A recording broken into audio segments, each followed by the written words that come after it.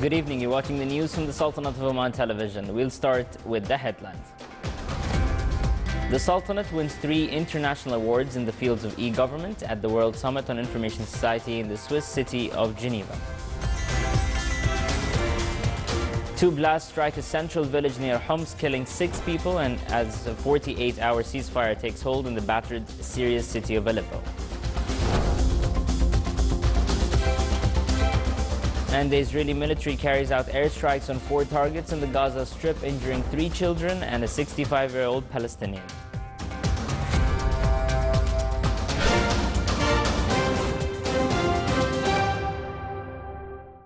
Those are the headlines, and now for the news in details. The Sultanate won in the Swiss city of Geneva 3 international awards in the field of e-government. The Invest Easy project of the Ministry of Commerce and Industry won 2 awards in the Best Project in the e-business category.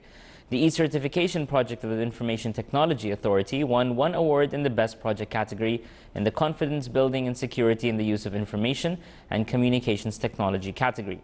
This came on the sideline of the participation in the World Summit on the Information Society, the WSIS, organized by the International Communications Union.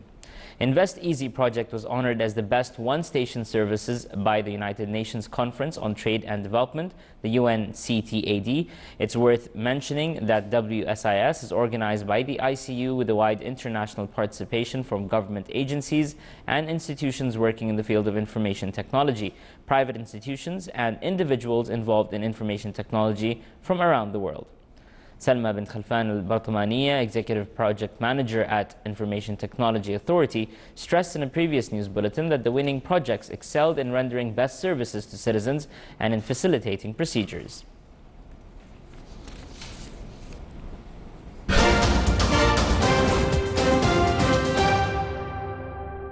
Two blasts struck a central Syrian village near Homs today, killing at least 6 people and wounding dozens of others. The governor of Homs said that the blasts were triggered by a car bomb and a suicide attacker wearing an explosive belt who detonated his device in the village. The village is east of the central city of Homs, Syria's 3rd largest.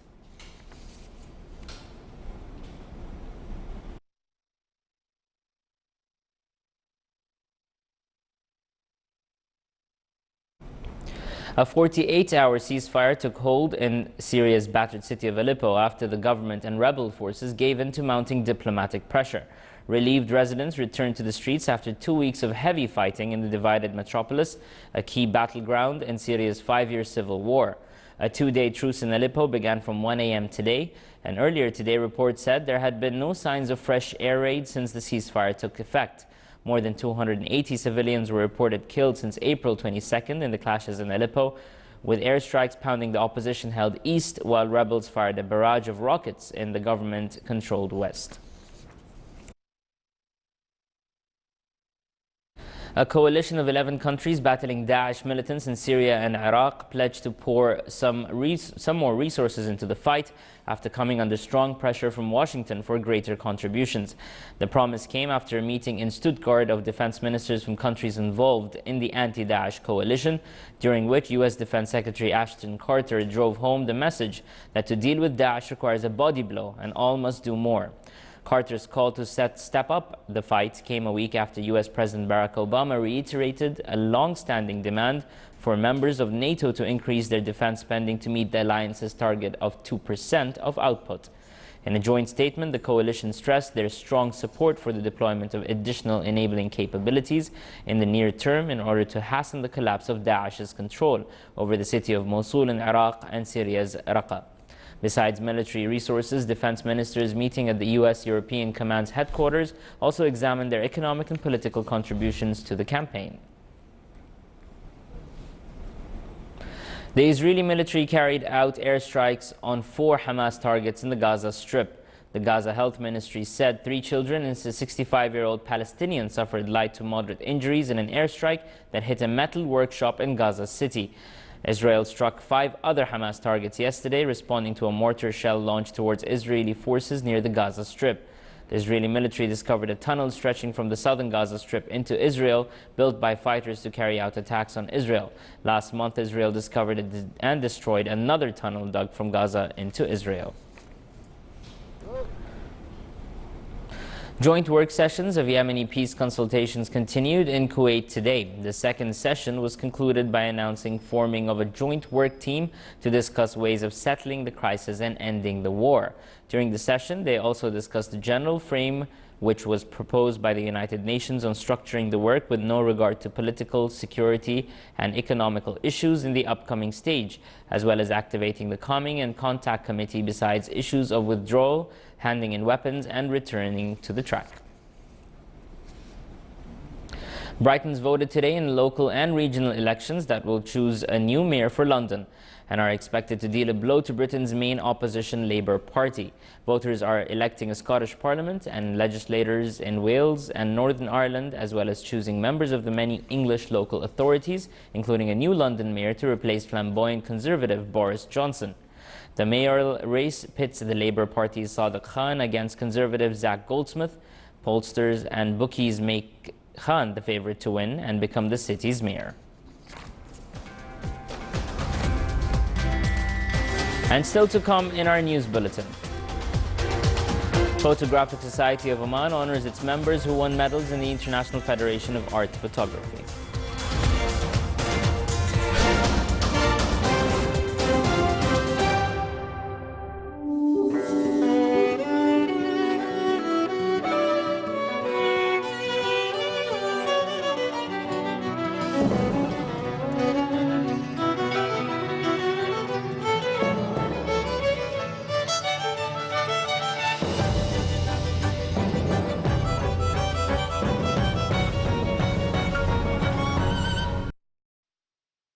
هذا المنظر وهذا الإحساس الطبيعي والرائع والجميل للمتعة اللي أنا أحسها.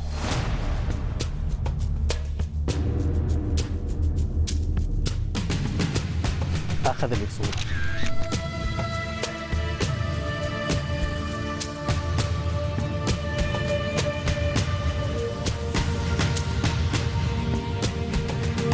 بالفعل موقع كثير جدا.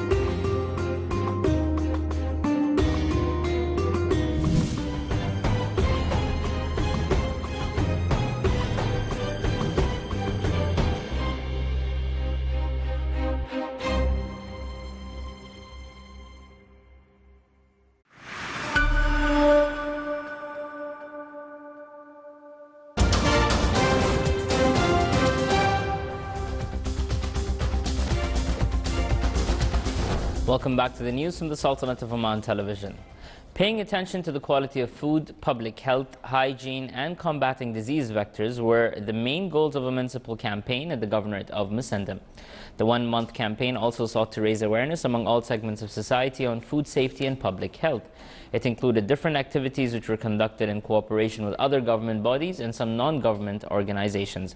The campaign also shed light on the role of municipality and its services, the significance of cooperation between it and the local community as to achieve the best municipal services. In order to enhance teachers' position in raising future generations, the Director General of Education in the Governorate of North Sharqiya held a ceremony on the occasion of Teachers' Day. The celebration reflected appreciation from various segments in the society for teachers towards their exerted efforts in instilling human values and transferring education and knowledge to students, in addition to directing them towards techniques that allow them to benefit from modern sciences. His Excellency Ahmed bin Nasser al-Mharzi, Minister of Tourism, presided over the honoring ceremony. In the conclusion of the ceremony, a number of teachers were honored. Good values and ways to implement Islam's noble teachings were the main topics of a campaign in the wilaya of Thamrait in the governorate of Dhofar. The campaign aimed to promote positive values and noble morals in the society. It included various activities organized by the Omani Women's Association in the wilaya of Thamrait, such as a discussion session for female entrepreneurs and some lectures for male and female school students. These activities stressed the need to adhere to Islamic values and morals. The Photographic Society of Oman of the Sultan Qaboos Higher Center for Culture and Science organized a ceremony today to honor its members who won medals and titles in the International Federation of Arts Photography. His Excellency Sayyid Ibrahim bin Saeed al-Busaidi, Governor of Al-Braymi, presided over the honoring ceremony with the presence of His Excellency Dr. Abdul Mun'im bin Mansour Lahsani, Minister of Information. The honored photographers expressed that such events encourage them to achieve more and to participate in more international competitions. At the end of the ceremony, the winning photographers were honored.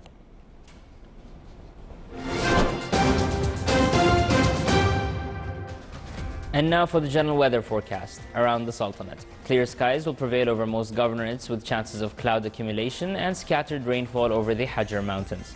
Low clouds and fog late at night and early morning are expected over the coastal areas of the Arabian Sea. Winds will be northwesterly light to moderate over the coastal areas of the Sea of Oman. The rest of the governorates, it will be southerly light to moderate. Seas will be moderate along the coast of the Arabian Sea with a maximum wave height of 2.5 meters, while along the coast of the Sea of Oman and Masandam, it will be moderate to slight with a maximum wave height of 1 meter.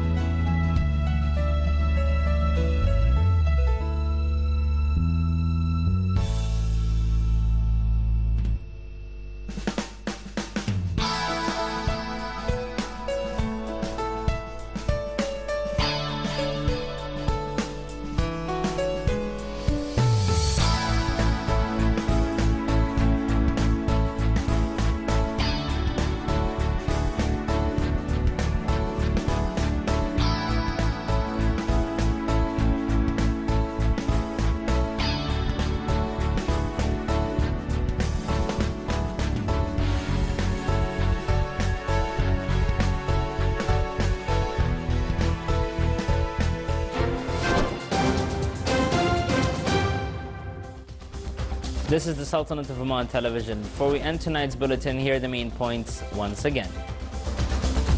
The Sultanate wins 3 international awards in the field of e-government at the World Summit on Information Society in the Swiss city of Geneva.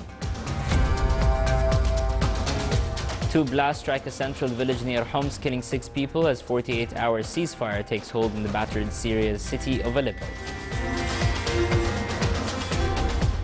And the Israeli military carries out airstrikes on 4 targets in the Gaza Strip, injuring 3 children and a 65-year-old Palestinian. With that, we come to an end to tonight's news bulletin. From all of us here at the newsroom and the studios, good night.